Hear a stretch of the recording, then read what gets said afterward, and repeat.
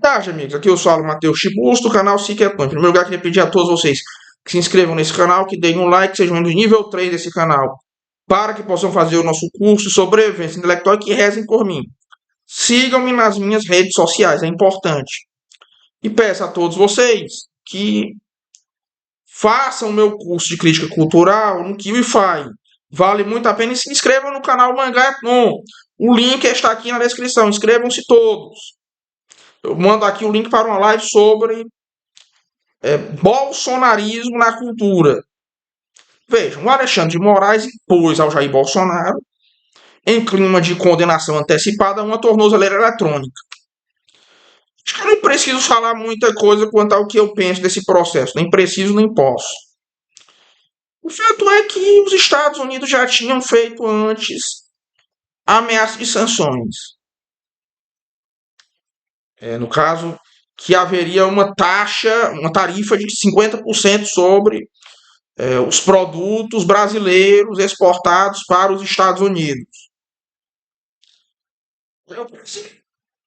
As autoridades brasileiras vão, em primeiro lugar, tratam a situação como se o Brasil fosse abertamente um inimigo público dos Estados Unidos. Usam, inclusive, termos relacionados à guerra,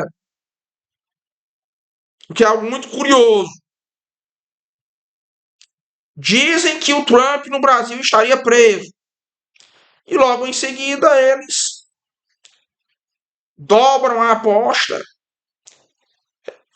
O STF aprova o aumento do IOF e o STF também impõe sanções ao Bolsonaro, inclusive de não poder se comunicar com o Eduardo Bolsonaro. Resultado, o governo americano está disposto a escalar o conflito. Já extinguiu os vistos.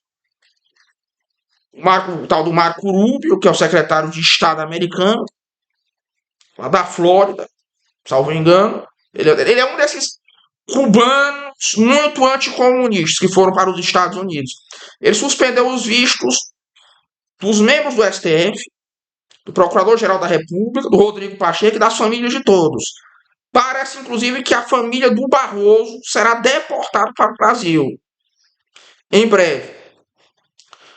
Aí o Brasil parece que quer, inclusive, impor sanções a empresas americanas. Nisso, os Estados Unidos estão querendo impor tarifa de 100%,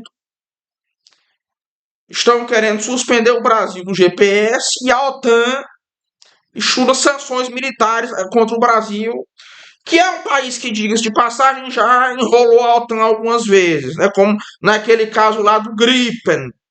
Para quem não sabe, o Gripen tinha uma turbina que era da GE. A turbina do Gripen era da GE.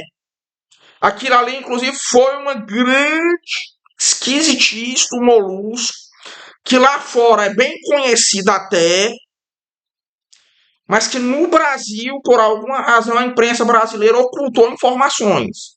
Assim como a imprensa brasileira ocultou informações sobre as operações Lava Jato dos países vizinhos. Esse assunto foi meio que oculto aqui no Brasil. O buraco é mais embaixo, pessoal. O buraco é mais embaixo.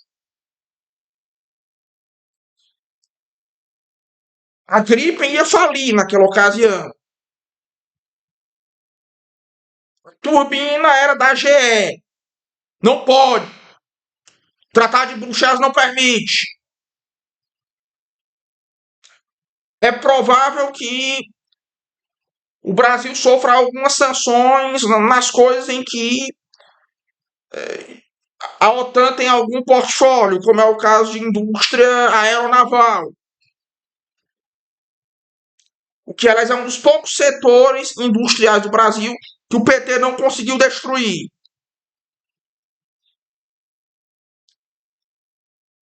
Essa é uma brincadeira que, se for escalada até os últimos limites, pode custar muito caro para todos os envolvidos brasileiros e o próprio Brasil.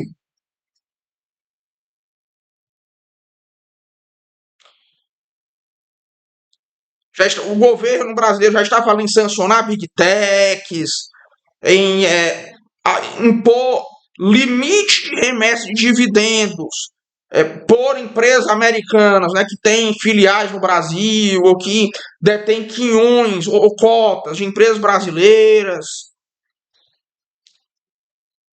O Brasil não tem como ganhar esse jogo. O provável é que o Molusco acabe se lançando e a imprensa brasileira já está suscitando o Geraldo Alckmin. Mesmo que seja uma imprensa que nesse momento é muito pró-governo. O governo e o STF estão formando uma unidade de ação muito rígida no Brasil.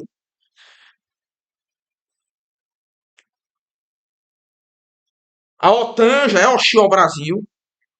Isso quer dizer que o bloco ocidental como um todo já tem uma visão cada vez mais negativa do Brasil. Ele já é visto lá fora como um aliado da Rússia, da China e de outras ditaduras do terceiro mundo. Então, assim, o Brasil é um país mal visto até por alguns membros do bloco russo-chinês, como é o caso da Hungria, que tem péssimas relações com o governo do Molusco.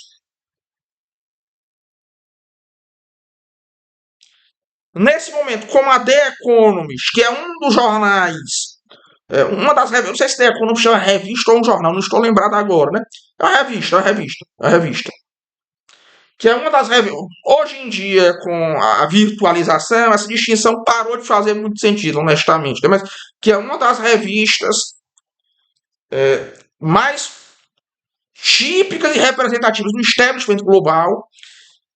O The Economist já disse que o governo brasileiro é um governo sem respaldo internacional. E, de fato, o Brasil é um país que respeita muito mundialmente. Respeita.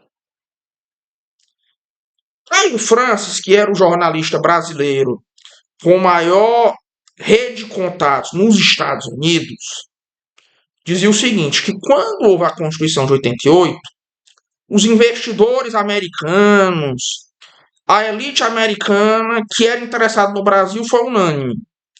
Não vamos mais investir tanto no Brasil, não vamos mais prestar tanta atenção assim no Brasil. Porque esse grupo que vai dominar o Brasil agora é de gente despreparada. Eu já falei disso aqui. Olha, Ulisses Guimarães, que foi o arquiteto da Constituinte de 88, tinha transtorno bipolar, minha gente. Olha, eu tenho pessoas na minha família com transtorno bipolar. Não é uma condição em que você possa colocar alguém nem no comando de uma casa, nem para gerir uma família, quanto mais criar uma Constituição. Foi uma Constituinte geriátrica, 5 constituintes morreram durante a constância da Assembleia. E foi uma Constituinte cheia de novo. Como Aldo Rebelo, com que eu não concordo muito, aponta muito bem, foi uma Constituinte logo anterior às eleições presidenciais. E o resultado foi um desastre, sinceramente.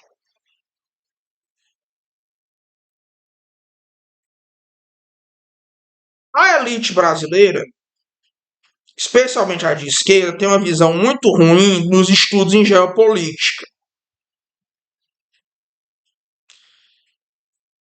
Como a imprensa brasileira, como aponta o Olavo de Carvalho, muito bem, tem como função principal a reafirmação de crenças das classes dominantes,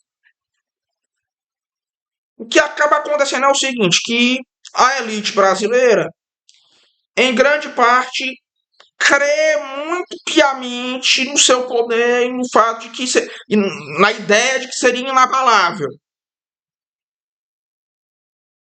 Porque a elite brasileira hoje só tem acesso quase a algo que se publica no Brasil mesmo. O nível das elites baixou muito. Não só no Brasil, mas no mundo inteiro. A elite brasileira não acompanha mais nem o que a imprensa estrangeira publica.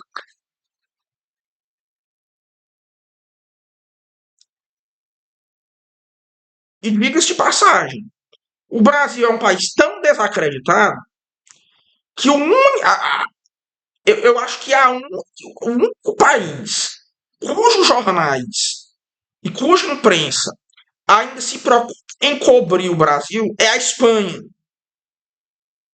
especialmente o El País. De resto, a maioria dos outros jornais nem faz questão de mandar correspondentes para o Brasil. É brasileiro mesmo quem faz o jornal. Já falei isso aqui no último vídeo.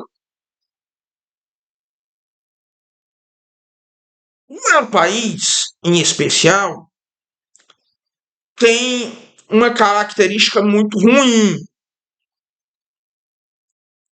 Porque, atenção, o El País ele adotou a seguinte estratégia para vender no Brasil. Podem prestar atenção, isso é uma coisa que já foi constatada, inclusive. Outras pessoas já chamaram atenção para isso aí.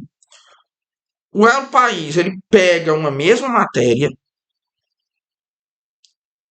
e manipula a versão brasileira e a versão espanhola para serem diferentes.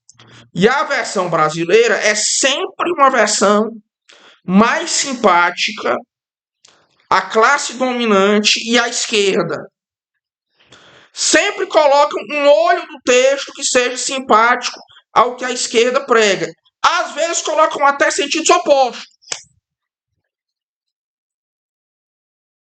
Às vezes colocam até na versão brasileira, na espanhola, coisas opostas entre si.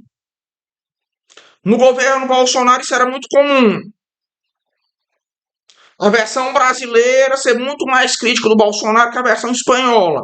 Do mesmo texto, mudavam para produzir esse efeito.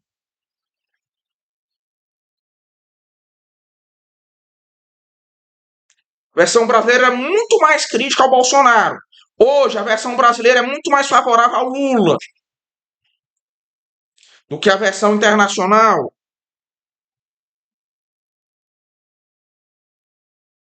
Aliás, isso é uma coisa que o Paulo Francis já dizia. A classe jornalística brasileira dá muito valor a alguns jornais e algumas revistas que não são queridas que não são queridos em lugar nenhum do mundo.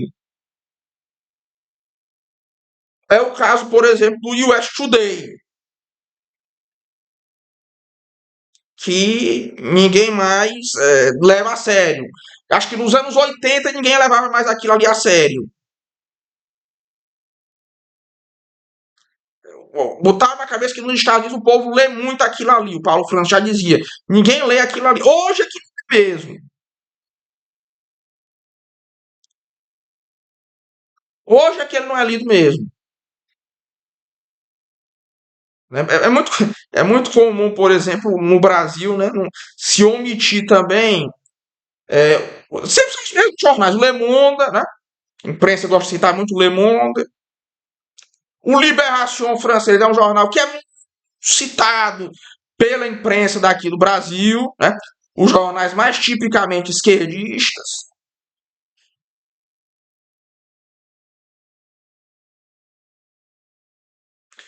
Um jornal como o Le Figaro, ou mesmo o La Croix, que é um jornal católico de esquerda, não vão ser muito citados aqui no Brasil.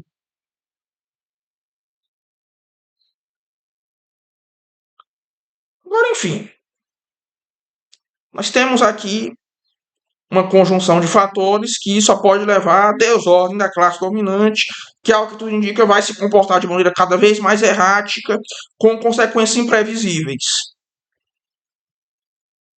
O Trump não tem nada a perder com isso aí. A Venezuela e o Irã são países capazes de fornecer produtos mais imediatamente relevantes, como petróleo. E é isso. O Brasil só tem a perder. E o cenário pode se tornar catastrófico. Pois um forte abraço a todos e até logo.